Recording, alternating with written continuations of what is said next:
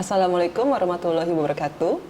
Untuk sesi podcast KBRI Bratislava pada hari ini telah hadir bersama kita Azarin Sibahakim yang merupakan mahasiswa Universitas Indonesia yang saat ini berada di Slovakia, khususnya di Bratislava dalam rangka program ISEC. Mungkin untuk pertama-tama kami persilahkan Azarin dapat memperkenalkan diri, silahkan. Oke, halo semuanya, salam kenal. Nama aku Azarin Sibahakim. Aku mahasiswa S1 dari Universitas Indonesia, prodi Teknik Industri, dan sekarang lagi internship magang volunteer di Bratislava, Slovakia. Oh, ternyata Azarin jurusannya teknik industri ya? Iya, aku teknik industri. Kalau di Bratislava ini, program magangnya itu ngapain aja? Nah, aku tuh ikut program dari ISEC, organisasi NGO gitu. Nah, dia itu punya salah satu program namanya Happy Bus, di mana ntar volunteer-volunteernya itu akan menjadi guru buat anak-anak TK umur 5 sampai 7 tahun, 3 sampai 7 tahun lah. Ntar di situ aku akan ngajar bahasa Inggris ke mereka gitu, basic English. Itu programnya berapa lama ya? Programnya itu 6 minggu di sini dengan 5 minggu waktu kerjanya. Oke, jadi 5 minggu durasi program magangnya sendiri ya? Iya. Nah itu gimana sih program magangnya itu tiap hari? Selama Senin sampai Jumat, terus dari pagi sampai sore begitu, atau jadwalnya seperti apa? Nah, kalau misalnya di program aku itu 5 hari dari Senin sampai Jumat, dan minimalnya itu 5 jam per hari. Jadi totalnya 1 minggu tuh 25 jam. 25 jam. Kalau Azarin sendiri di sini udah berapa lama?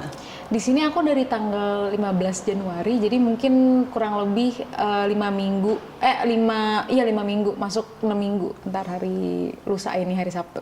Oh, udah hampir di akhir program magangnya Iya, ya berarti ya. Ada hal-hal unik yang kan lumayan ya, maksudnya Azarin jurusannya teknik industri, tapi ternyata di sini program magangnya malah mengajar khususnya untuk anak-anak SD lagi, TK ya, dari anak TK. TK. Gimana kesan-kesannya? Nah, sebenarnya emang kalau misalnya aku nanya orang-orang sini kalau lagi ngobrol ataupun sama gurunya yang ada di TK-nya itu tuh, mereka juga pasti kaget awal-awal kayak, oh dia engineering, terus ngapain di sini, ngapain ikut program ini. Sebenarnya tuh kembali lagi ke passion aku sih Bu. Sebenarnya aku tuh suka banget traveling, dan aku emang suka getting out of my comfort zone untuk nyoba hal-hal baru, dan emang kebetulan aku juga emang suka environment TK, kindergarten. Aku juga suka sama anak-anak kecil, dan I've been studying English dari aku TK juga, jadi hampir sama lah sama mereka. Jadi emang menurut aku melihat benefits-nya, job description-nya itu emang pas banget sama apa yang aku pengenin, dan juga aku juga pengen dapetin pengalamannya itu sih Bu, pengalaman sendiri di sini, terus survive sendiri dengan secara mandiri gitu ya, terus kenal sama orang-orang di sini juga, terus tahu kultur di sini yang sebenarnya aku bisa belajar banyak banget gitu kan, walaupun kerja sama anak kecil gitu. Ini sebenarnya nih, Azarin kenapa tertarik milihnya Slovakia? Kan agak-agak unik ya, biasanya apalagi anak-anak muda tuh maunya Paris gitu kan, London gitu. Ini pilih Slovakia atau Bratislava, itu gimana nih ceritanya? Kalau misalkan aku nggak pilih untuk program ini, itu aku nggak akan bisa explore secara sendiri. I think it's like a destination that I wouldn't have picked on my own. Dan sebenarnya aku juga punya teman juga yang belakangan ini pernah visit ke sini juga, dan dengar cerita-ceritanya dia tuh jadi interested sendiri juga, dan melihat-lihat di Google, terus ngobrol-ngobrol sama teman aku ini, aku melihat kayak di sini tuh tempatnya tuh underrated banget. Coba deh aku pengen coba explore di sini gitu, karena kan aku orangnya kepoan banget ya gitu. Jadi apalagi suka traveling juga, jadi lihat opportunity ada di Slovakia, terus keunikan dengan aku ngomong ke orang itu kayak aku akan ke Slovakia atau aku sudah pernah ke Slovakia, itu menurut aku adalah selling point dari experience ini gitu, among other things. Jadi kayak aku ngelihat kulturnya juga bagus banget, banyak tempat-tempat historical places that I can visit. Terus tempatnya kan kecil, jadi emang benar-benar beda banget sama tempat aku di Jakarta gitu, yang emang metropolitan banget gitu. Jadi memang menurut aku mendapat experience baru di sini pasti bakal terdapat banget gitu. Nah, sekarang nih dengan udah hampir berakhirnya program magangnya Azarin di Bratislava, udah banyak interaksi selama program. Menurut Azarin, kalau dari sisi culture gitu ya, dari sisi orang-orang Slovakia itu terhadap orang asing, penerimaannya gitu atau responnya gimana? Ada pengalaman-pengalaman yang unik nggak selama berinteraksi dengan orang-orang Slovakia di sini?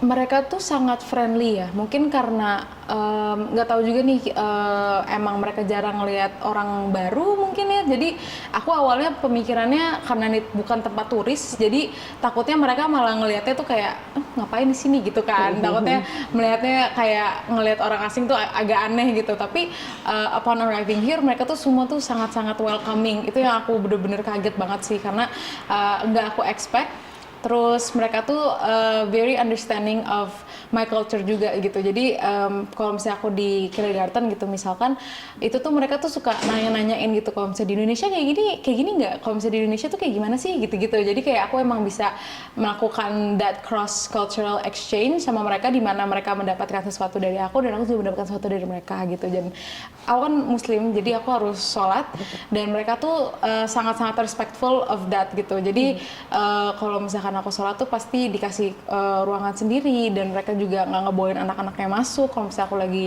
sholat gitu. Jadi they're very understanding sih, itu buat aku bener-bener jadi nyaman di sini. Dan mereka nggak standoffish sama turis. Jadi kalau misalkan aku emang kayak nggak tahu bahasa Inggris gitu, nggak tahu bahasa Slovakia, biasanya bahasa Inggris gitu, apa gimana kalau misalnya lagi di mall atau semacamnya, itu mereka pasti cari cara di mana bisa berkomunikasi sama aku. Apakah mereka pakai Google Translate atau mereka manggil orang yang bisa baik bahasa Inggris gitu. Jadi emang di sini aku suka sih atmosfernya.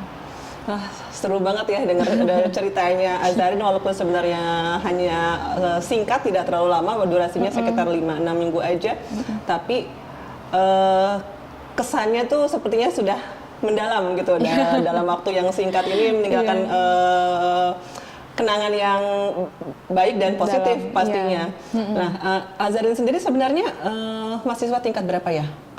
Aku mau masuk ke tahun ketiga. Tahun ketiga, berarti kira-kira semester ke-6 ya, semester ke-6 itu. Banyak gak sih teman-teman mahasiswa lainnya yang ikut semacam program ISEC ini di Slovakia yang sepengetahuan Azarin? Ya, jadi kalau misalkan tahun lalu di batch summernya itu ada sekitar 3 orang juga mahasiswa UI. Terus aku kesini pas winter batch itu sama 1 mahasiswa UI juga, jadi ada 5 orang ya gitu. Dan aku juga punya temen Taiwan, mereka ada 3 orang yang kesini juga seaku ininya age wise-nya. Dan banyak sih Bu, ada juga yang di Nitra sekarang, dan dia agak beda programnya sama aku, cuman dia juga emang di Slovakia gitu. Wah, berarti lumayan banyak juga ya teman-teman mahasiswa Indonesia yang ada di Bratislava atau di Slovakia untuk ikut program ISEC ini. Itu boleh cerita sedikit nggak tentang program ISEC ini? Susah nggak sih seleksinya? Prosesnya itu sebenarnya seperti apa sih kalau misalnya teman-teman mahasiswa lainnya yang juga tertarik untuk mengikuti program ISEC itu? Mungkin boleh cerita dari awal proses seleksinya itu seperti apa, berapa lama waktu yang dibutuhkan, seperti itu. Oke, jadi aku sebenarnya bukan anggota dari ISEC, cuman emang teman aku yang ngasih tahu aku tentang program ini. Sebelumnya aku udah tahu tentang organisasi ISEC karena memang dia organisasinya lumayan besar ya, apalagi ISEC in UI. Jadi waktu aku dengar mereka punya satu program kerja namanya Global Volunteer, dan teman aku juga pernah sempat ikut, jadi aku terinspirasi untuk pengen ikut juga gitu kan.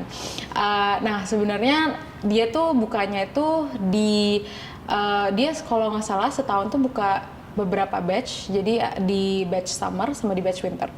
Nah, untuk masuknya pertama tuh mereka bakal ngasih open registration di kala mereka akan buka untuk applicants. Terus habis itu mereka bisa pilih gitu, mereka bisa pilih di negara mana dan program apa. Soalnya kalau misalnya di Slovakia pun juga ada dua program, Bu. Jadi ada Happy Bus sama ada Youth for Change kalau nggak salah. Nah, di situ bisa apply, ada linknya di isec.org. Dia bisa apply, masukin registrasi kayak nama, umur gitu-gitu. Terus kalau misalnya dari aku personally, experience aku setelah isi form itu nanti dikasih email dari orang dari panitia di ISEC in Slovakianya untuk ngisi formulir. Nah, di formulir ini bentuknya G-form, jadi isinya tuh pertanyaan-pertanyaan kayak kenapa di sini, kenapa kamu mau ke sini, apa yang pengen kamu bawa, apa yang memotivasi kamu untuk menjadi volunteer di Slovakia gitu. Dijawab di Google Form itu. Terus habis itu nggak lama setelah itu mungkin 1 minggu itu bakal dikontak sama orang di ISEC in Slovakia untuk setup interview gitu. Pas interview pun interview one on one over Zoom sama panitia dari ISEC in Slovakianya. Terus ngobrol-ngobrol, terus nggak lama setelah itu mungkin 2-3 hari. Kalau aku waktu itu pas habis interview, alhamdulillahnya langsung dikasih tahu kalau misalnya diterima. Tapi ada beberapa teman aku yang 2, 3, 4 hari lah baru di confirm kalau dia diterima menjadi volunteer. Lalu setelah itu langsung bikin visa gitu. Mungkin dari prosesnya menurut aku cukup standar ya Bu kalau misalkan pengen apply ke program apa gitu. Cuman yang agak uniknya dan yang berbedanya dan agak ribet dikit itu untuk dapetin visa Schengen-nya gitu. Berarti nggak harus yang bisa mendaftar itu anak-anak mahasiswa tidak harus menjadi anggota wajib ISEC ya. Jadi selama statusnya masih pelajar seperti itu bisa cari informasinya di websitenya ISEC, kemudian bisa mendaftar seperti itu ya. Setahu aku sih mereka nerima applicants itu dari umur 18 sampai 30 tahun gitu. Jadi memang kalau misalnya di sini ada yang tertarik untuk ikut program ini, itu bisa langsung ke ISEC, ke Instagramnya, ke sosial medianya ISEC, terus bisa cari-cari tahu gitu. Karena emang selain itu pun mereka juga banyak program-program lainnya yang terbuka buat orang-orang non-ISEC gitu atau mungkin non-mahasiswa. Berarti sebenarnya kesempatannya terbuka lebar ya bagi teman-teman generasi muda Indonesia yang ingin mengembangkan wawasan, mendapatkan pengalaman-pengalaman baru yang tentunya pastinya berbeda seperti itu. Betul. Nah, ini urusan logistik nih selanjutnya. Tadi kan kita udah dengar nih pengalamannya Azarin untuk proses seleksinya gitu untuk bisa ikut program magangnya di Slovakia. Nah, soal logistik kalau boleh sharing, Azarin. Nah, untuk program selama tinggal di Bratislava itu sendiri, akomodasi, konsumsi, kemudian transportasi itu boleh cerita nggak nih ke kita yang juga mungkin tertarik supaya tahu kira-kira gambarannya perlu nyiapin apa aja sih untuk sebelum keberangkatan seperti itu? Kalau misalkan untuk logistiknya sendiri sih, untuk akomodasi di sini tuh di cover sama mereka, sama untuk makan siang, jadi 1 meal a day itu di cover sama kindergartennya. Sisanya itu misalkan visa dan lain sebagainya itu personal gitu, jadi independen, harus ngurus sendiri. Dan untuk kayak transportasi gitu, mereka tuh pasti hari pertama kita nyampe di Bratislavanya itu dari pihak ISEC Slovakianya itu mereka ngejemput di bus station, mereka jemput dan juga pas pulang tuh pasti mereka antar gitu. Kalau pas kita depart.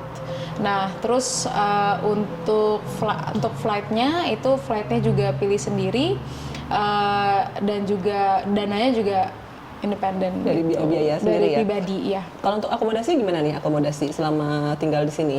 Akomodasi di cover, jadi emang pas kita nyampe kan dijemput, terus habis itu ntar dianterin ke dormnya. Jadi biasanya di dormnya itu ntar diurusin untuk kartunya, kuncinya dan lain sebagainya. Jadi di sini emang aku ngerasa walaupun di sini aku pengen dapatnya tuh pengen nge-increase and improve my independent skills, di sini tuh emang diurusin banget gitu. Jadi sekecil kayak misalkan beli kuota gitu, itu pasti mereka temenin dan mereka kasih tahu caranya gimana, atau ngasih tahu supermarket yang mana yang lebih murah daripada misalkan supermarket lain gitu. Atau kayak nyari laundry, cara pakai mesinnya gitu kan, aku back at home aku nggak tahu caranya. Jadi emang sama panitia dari Isaac Slovakia itu emang benar diurusin banget gitu. Berarti sebenarnya untuk bisa mengikuti program magang ini dari sisi biaya itu yang perlu di cover itu cukup tiket ya, tiket internasional, tapi akomodasi, kemudian juga konsumsi juga sudah dapat sebagian di cover oleh pihak panitia. Uang saku ada nggak nih? Uang saku sedikit mungkin dari pihak panitia? Itu pribadi, jadi uang sakunya juga sendiri. Oke. Tapi dengan akomodasi selama 2 bulan itu sudah sangat-sangat lumayan banget itu ya, biayanya kan kalau kita harus bayar sendiri semua itu cukup besar juga. Iya benar, dan alhamdulillah di dorm aku itu ada dikasih basic necessitiesnya gitu, jadi dikasih kompor, dikasih panci, dikasih cutleries kayak sendok, piring, gelas gitu. Jadi emang kita tinggal beli bahan-bahannya aja, terus bisa langsung masak di dorm gitu. Kayak fridge juga dikasih, kulkas gitu. Wah, seru banget ya beneran. Ini kalau saya masih muda kayaknya saya juga mau daftar nih magang di negara lain seperti itu. Nah, dari Azarin mungkin ada tips and tricksnya nggak nih buat teman-teman mahasiswa lain atau generasi muda yang ada di Indonesia yang juga tertarik untuk mengikuti program magang seperti ini?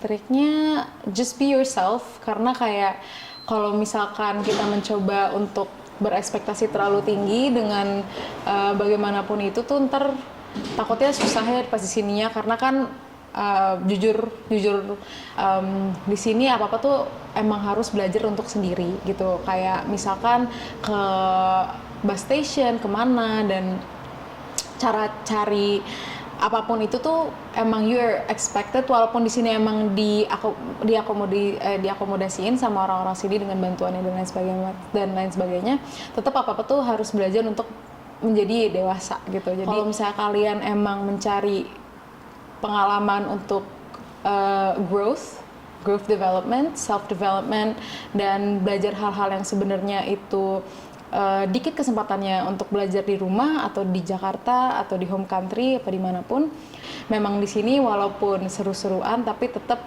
mengingat tujuannya kesini tuh untuk ngapain. Ini yang aku suka juga sebenarnya, aku lupa bilang, itu dia tuh berkontribusi terhadap SDG nomor 4,2 yaitu quality education gitu. Jadi aku di sini tetap fokus kepada tujuan tersebut, tapi jangan lupa juga have fun gitu. Tips and triknya mungkin aku ingat kembali motivasi aku kenapa aku mau kesini dan apa yang pengen aku bawa, dan itu sih what keeps me going 6 minggu ini. Wah, benar-benar ini dalam waktu yang singkat ini kita semua udah dengar banyak hal, sharingnya dari Azarin untuk bisa ikut program magang, terus hal-hal yang berkesan selama di Slovakia seperti itu. Kemudian juga Azarin udah share ya sama kita semua tips and triknya selama di Slovakia seperti itu. Makasih banyak sekali lagi Azarin udah hadir bersama kita untuk sharing pengalamannya, kemudian juga berbagi tips and triknya seperti itu. Mungkin kalau boleh sebelum penutup, hal yang paling berkesan apa sih di Bratislava ini? Hal terkesan, mungkin the city is so small.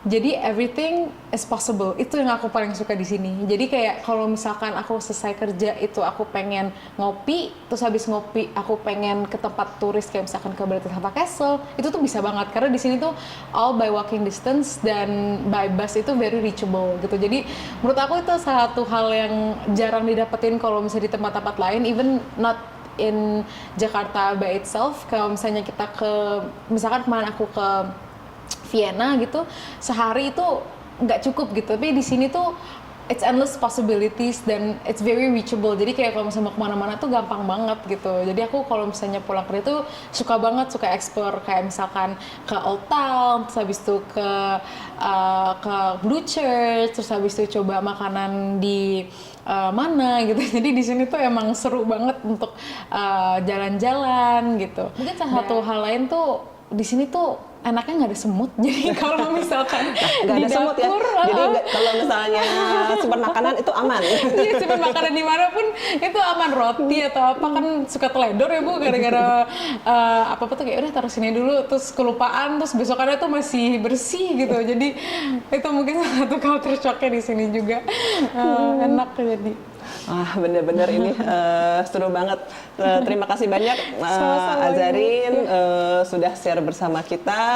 Kemudian juga sudah semoga bisa menjadi inspirasi buat generasi muda lainnya, teman-teman pelajar yang ada di Indonesia atau dimanapun untuk terus mengeksplorasi diri, menantang diri sendiri untuk mencoba berbagai pengalaman yang pastinya akan bermanfaat untuk hidup ke depan seperti itu. Untuk masa depannya. Masa depan yang lebih baik untuk kita dan untuk bangsa. Baik, terima kasih banyak Azarin. Ibu Bapak semua, terima kasih telah hadir bersama kami di sini. Sampai jumpa lagi di sesi podcast KBRI Bratislava berikutnya. Assalamualaikum warahmatullahi wabarakatuh.